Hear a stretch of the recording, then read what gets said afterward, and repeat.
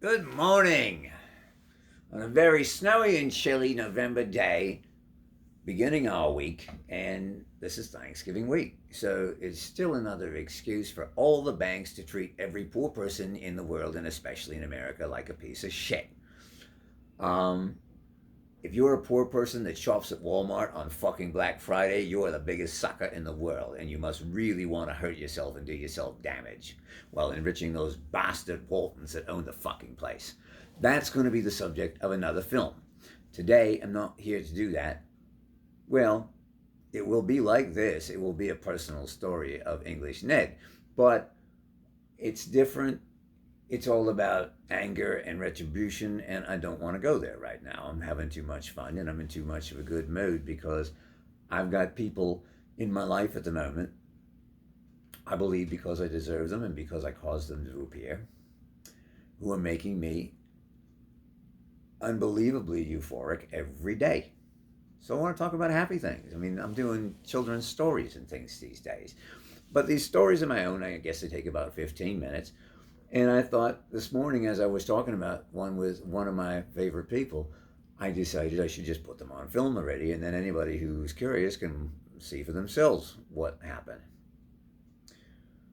Now, here is a story of my rescuing two beautiful young damsels in distress, literally teenagers, okay? And as I think back on it, I think that one of them was yet another incarnation of the goddess Aphrodite, who is now my mistress, at least one, and my muse, for sure.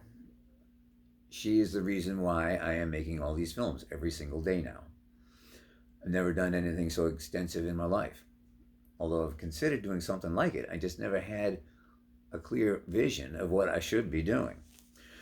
But anyway, this was another one of them times. It was in the summer. It was about 1 o'clock in the morning, and I'm coming home, and I parked my car actually in the same place um, I did the night I encountered the three muggers, which is another one of my stories, and you have to look for that on the channel. So I used to wear an outfit. My hair was starting to get long, I think, by this time, and maybe down to about here. And I used to wear a denim jacket with jeans always. And I used to have this badge that's a very powerful piece of accoutrement, shall we say. It's sterling, it's made from sterling silver. It's a star, and it says Paiute Game Ranger on it.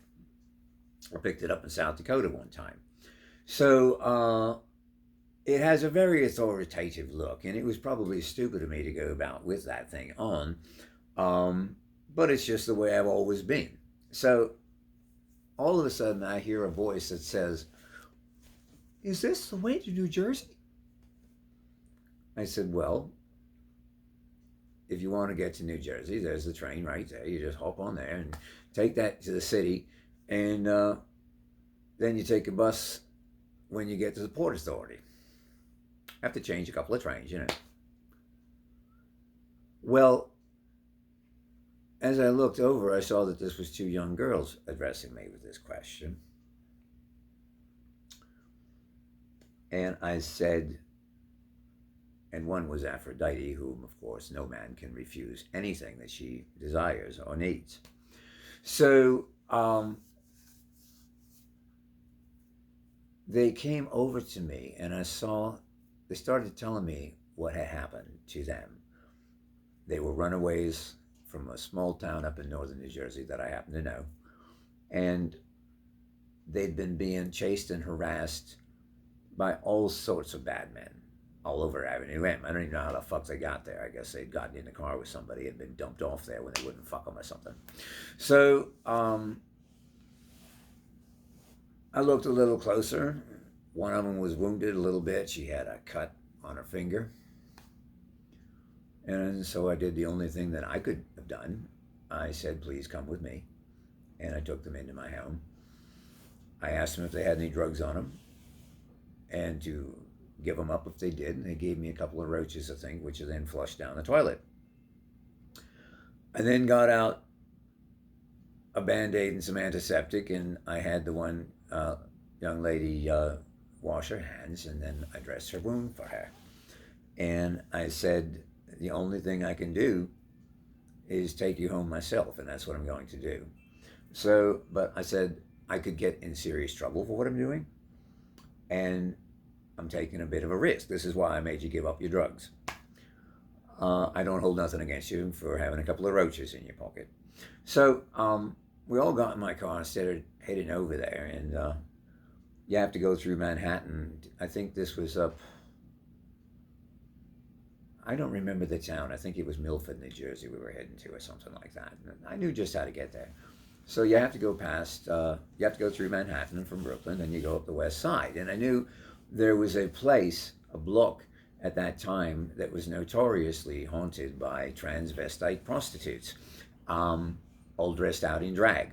So on the way, I took these young girls on a tour of that strip and reminded them that every one of these people out here on the street came from a place exactly like they were in right now. So try to make better choices in the future, because no matter how bad you got it at home, it ain't going to be as bad as being out there on that street. And these girls were kind of amazed by me on the way. They told me that talking to me, who at that time, I may have had a certification in hypnosis by that time, which I do have, and have for many years. I'm not sure. But they said to me that I was doing more good to them by talking to them and telling the things I told them than all the fucking counselors at school could ever do, which I found, well, I guess it made me feel good, right? I mean, helping people and serving others is the thing I live for the most. That's probably more than anything what's motivating me to make these films. So on the way, I noticed that my girl with the wounded finger had, I think maybe it was on her other hand, but she had a tattoo, and I asked her about that when I saw a parlor near where we were going to drop her off. And she got a bit embarrassed and, covered it up and said, look, I said, it's okay. I'm not here to judge you. And I wasn't, and I don't to this day. She was a beautiful young thing. And I believe she's actually come back to me in a different incarnation presently, and is what's firing me to do all my work, or the major force of it.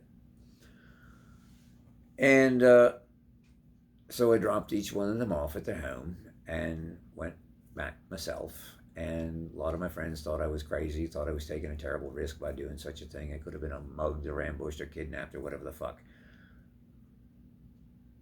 English Ned will never turn his back on a woman in distress, or anyone in distress.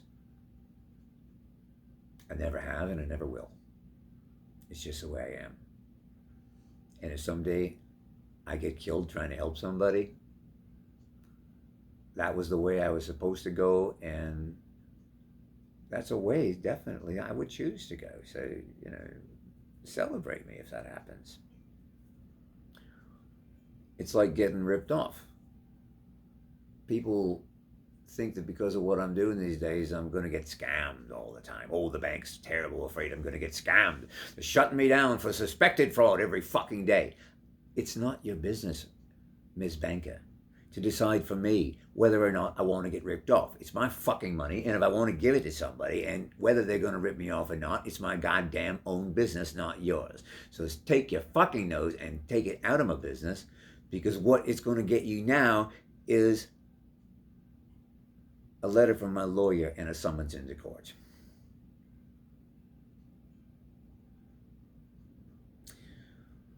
So this was the story of my encounter with two young, beautiful damsels who were seriously in distress from New Jersey on a summer night, probably back in the early 90s. Thanks for listening.